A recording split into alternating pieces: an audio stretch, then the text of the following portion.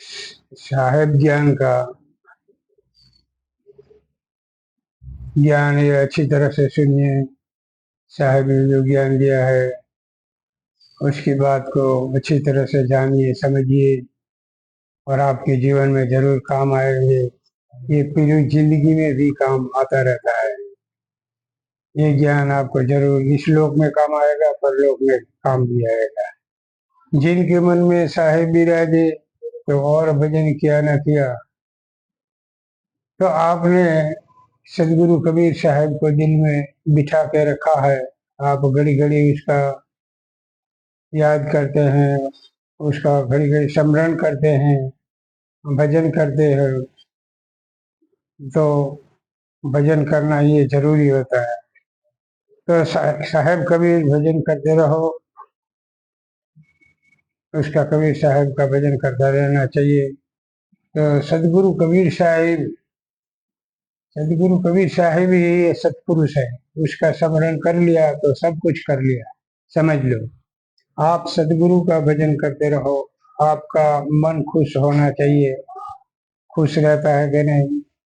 तो सुमिरन कर लिया तो सब भजन कर लिया, समझ लो।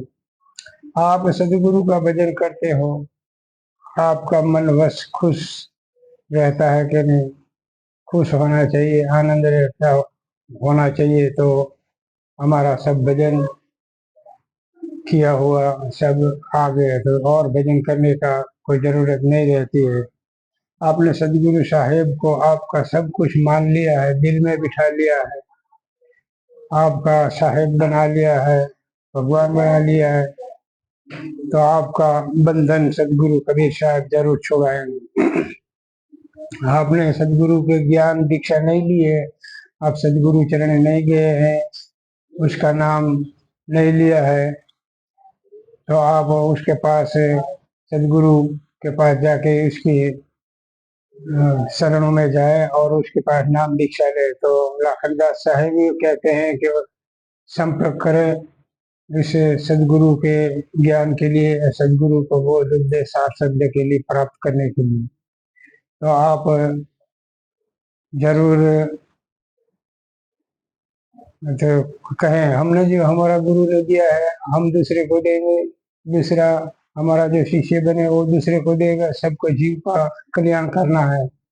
सदगुरु साहेब ने कहा है, सतपुरुष ने कहा है, सतपुरुष का जीव है, उसका अंश है। तो उसका भजन करने से सबका भजन आ जाता है, स्मरण आ जाता है।